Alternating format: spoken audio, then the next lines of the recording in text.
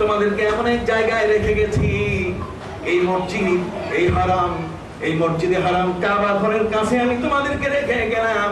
আমার আল্লাহর কাছে আমি দোয়া করে যাচ্ছি, স্ত্রী শোনো, খোদার কসম তোমাদের কখনো রিজিকের কোনোদিন দুঃখ হবে না, রিজিকের কোনোদিন খাবার কোনোদিন কষ্ট হবে না। সুবহানাল্লাহ। নবী ইব্রাহিম আলাইহিস সালাম এবার দোয়া করলেন, রব্বানা ইন্নী আসকানতু মিন যুররিয়াতি বিওয়াদিন গায়রি যী যারইন ইনদা বাইতিকাল মুহাররাম। আল্লাহ, আমার স্ত্রী, আমার সন্তান, এদেরকে তোমার ঘরের সামনে আমি রেখে গেলাম, এমন একটি জায়গায় রেখে গেলাম যেখানে কোনো আবাদ নাই, শুধু পাথরই জমি, যেখানে পাথর ছাড়া আর কিছু দেখা যায় না। ভরসা করছে কার উপর? রেখে গেল কোথায়? আল্লাহর সামনে। বল সুবহানাল্লাহ।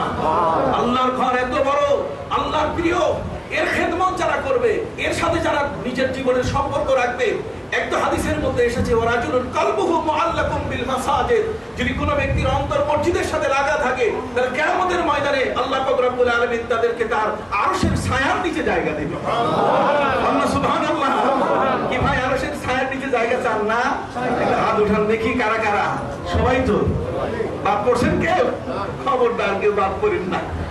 হাদিস শরীফের মধ্যে আছে, আমার নবী প্যারা নবী রাসূল করিম সাল্লাল্লাহু আলাইহি ওয়াসাল্লাম বলেছেন, হযরত নবী ইব্রাহিম আলাইহিস সালাম নিজের স্ত্রী এবং সন্তানকে তিনি রেখে যাচ্ছেন।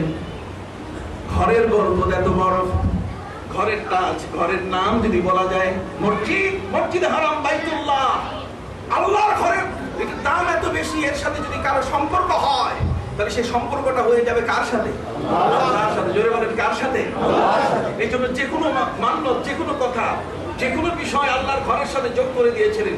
ওই হান্না বিনতে ফাকুস, হযরতে মরিয়মের মা, তিনি বলেছিলেন আল্লাহর কাছে, রব্বি ইন্নী নাযারতু মা ফি বাতনি মুহাররারা, প্রভু আমার পেটে যে সন্তান, এই সন্তান তুমি যদি আমাকে সন্তান দাও।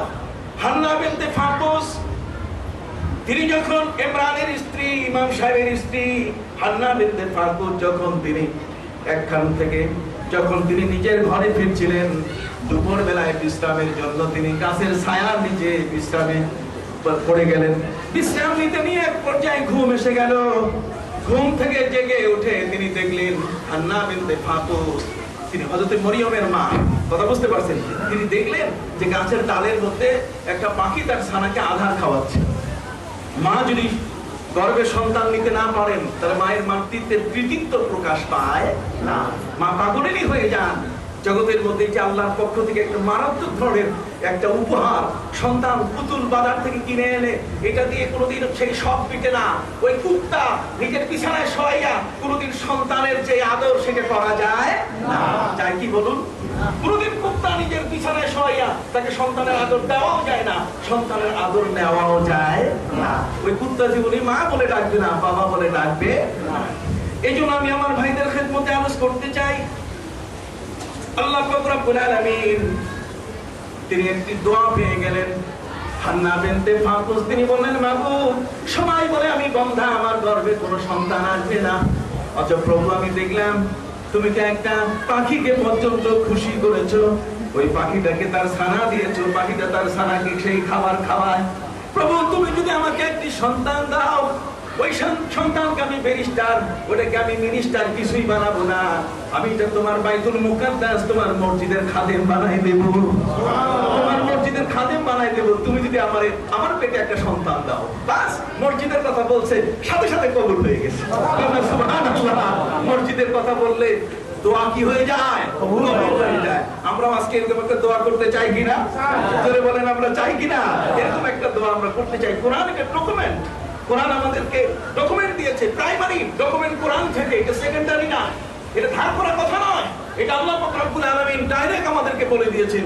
এই সবগুলোই হচ্ছে আমাদের জীবনের শিক্ষণীয় বিষয়। শুধু তাই নয় ভাইরা আমার, নবী ইব্রাহিম আলাইহিস সালাম স্ত্রী এবং পুত্রকে রেখে যাওয়ার মুহূর্তে তিনি আল্লাহর কাছে দোয়া করলেন, রব্বানা ইন্নী আসকানতু মিন যুররিয়াতি বিওয়াদ ওয়াদির হচ্ছে চাটিয়াল ময়দান, পাথরি ময়দানের মধ্যে আমি আমার স্ত্রী এবং সন্তানকে রেখে গেলাম। গায়রে জি জারইন, যেখানে কোনো ফসল ফলে না। ইনদা বাইতিকাল মুহাররাম, সেটা হচ্ছে তোমার ঘরের সামনে। বলনা সুবহানাল্লাহ। প্রভু তোমার ঘরের সামনে আমার স্ত্রী এবং সন্তানকে রেখে গেলাম। কি চমৎকার ভাষায়! আমরা তো মনে করি তার মসজিদে গিয়ে কি হবে, টুপি দিয়ে কি হবে, দাড়ি রেখে কি হবে, এটা বলে কি হবে, নামাজ পড়ে কি হবে। আমরা বলি কপাল পড়া। ওই মানুষটি কপাল পড়া, এর কপাল ফেটে গেছে, এটা কপাল পুড়ে গেছে, ও জীবনও কোনোদিন উন্নতি করতে পারবে না, অসম্ভব। যদিও কোনোদিন অর্থের মালিক হয়, তাহলে এই অর্থে একদিন তার সন্তান মদ খেয়ে শেষ করবে। কি বলেন, ঠিক না? ওই অর্থ একদিন নানা ধরনের অপকাজে ব্যবহৃত হবে, যেহেতু সে তার প্রভুকে খুশি করেন। আবার আল্লাহ বলছেন ওমিম্মা রাযাকনাহুম ইউনফিকুন, যা দিছি তার থেকে কিছু অংশ তুমি আমার পথে দাও, তাহলে ব্যালেন্স হবে। তুমি জানো আমার পথে দিলে তোমার আমি রিজিক বাড়াই দেই। পবিত্র কোরআন মজিদে আল্লাহ বলেন কেমন করে রিজিক বাড়াই দেই, আমি তোমাকে একটা উপমা দিয়ে দেই। مثل الذين ينفقون في سبيل الله كمثل حبة أنبتت 7 سنابل في كل سنبلة 100 حبة والله يضاعف لمن يشاء والله واسع عليم। বড় করে বলুন সুবহানাল্লাহ। আল্লাহ বলেন তুমি যদি আমার পথে একটু হাত বাড়াও, তাহলে আমি তোমার দিকে কিভাবে, তুমি আমার কাছে আসো পায়ে হেঁটে, তুমি যদি আমার কাছে পায়ে হেঁটে আসো, তাহলে আমি দৌড়াইয়া তোমার দিকে যাই। বান্দা, আমি তোমাকে আপন করতে চাই। রে বান্দা, জগতের মধ্যে তুমি যদি আমার পথে গিয়ে কিছু হাত বাড়াও, মাসালুল লাযীনা ইউনফিকুনা ফী সাবিলিল্লাহি কামাসালি হাববাতিন আনবাতাত 7 সানাবিলা। এই মানুষটি যদি আমার পথে হাত বাড়ায়, তাহলে সেজন্য একটা বীজ লাগালো, একটা ধান লাগালো। কয়টা? একটা বীজ ধান লাগালো। একটা বীজ ধান থেকে সেখানে 7টা শীষ বাইর হলো। কয়টা? 7টা। বলেন না, একটা ধানের গাছ লাগাইলে সেখান থেকে শীষ বাইর হয় কয়টা? 7টা। আল্লাহ বলেন একটা দানা থেকে 7টা শীষ বের হলো, আর প্রত্যেকটা শীষের মাথায় 100 করে দানা দিয়ে দিলাম। একের বিনিময়ে তুমি 700 করে পেয়ে যাবে। ধান দিলা তুমি একটা, বীজ বপন করছো একটা, দিছো তুমি একটা, পাইটা কত? 700। কাজে আমার কাছে তুমি যদি দাও, তাহলে পৃথিবীর কোনো ব্যাংক তোমাকে এত বেশি বেনিফিট দিতে পারবে না। বলুন সুবহানাল্লাহ। যদি সম্পর্ক হয় কার সাথে?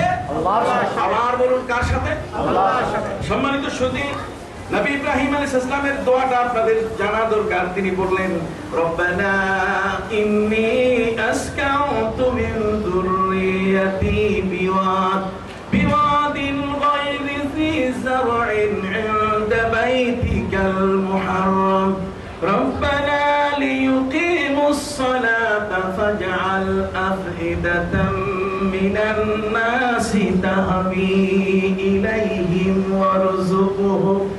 وارزقهم من الثمرات لعلهم يشكرون। সুবহানাল্লাহ।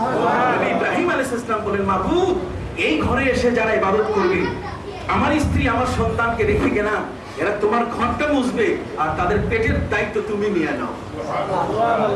এরা তোমার ঘর বানাবা, তোমার ঘর মুছা, তোমার ঘরে নামাজ কায়েম করার ব্যবস্থা করবে। কোন সুবহানাল্লাহ। নামাজ প্রতিষ্ঠিত করার জন্য যা যা প্রয়োজন, বিল্ডিং প্রয়োজন হলে বিল্ডিং করে দেবে, ইটা আনার দরকার হলে ইটা আনবে, যদি সিমেন্টের প্রয়োজন হয় সিমেন্ট দেবে। ওই কাবা ঘরের অঙ্গন, সেটাকে ধুয়ে মুছে পবিত্র করার যদি প্রয়োজন হয় তাও তারা করবে। প্রভু, ওরা তোমার ঘরের সেবা করবে আর তুমি তাদের রিজিকের জামিন হও। সুবহানাল্লাহ। হযরতে হাজরা আলাইহিস সালাম ছেলে ইসমাইলকে নিয়ে কাবা ঘরের সেবা যখন শুরু করলেন, পানির অভাব। বলুন না সুবহানাল্লাহ। আপনাদের জানা দরকার মসজিদের খেদমত কেন প্রয়োজন, মসজিদ কি করে, সেই মসজিদের আল্লাহ তাআলা কতটুকু বরকত দিয়েছেন। আমি তো আগেই বলেছি যে আকাশের কোনো পাখি যদি পথ হারায়, তাহলে সেই পাখিকে পথ দেখায় কে? কাবা ঘর। বলুন না, কে দেখায়? কাবা ঘর। এর তো বহু কথা। আজকে সেটা আমার বলার সময় নাই, আমি সময়ের দিকে তাকাচ্ছি। সম্মানিত সুধী, হযরত নবী ইব্রাহিম আলাইহিস সালাম যে কাবা ঘর বানিয়েছেন, এটা এমন একখানা ঘর, ওই সিরিয়ার একটি জায়গা কেটে এই মক্কার মানুষের, আপনি এখনো যান, এরা এখনো এর নিজের কল নলকূপ বসাইয়া সেখান থেকে পানি আনার কোনো ব্যবস্থা নেই। আছে এখনো মক্কায় কাবা ঘরের আশপাশে আছে কি?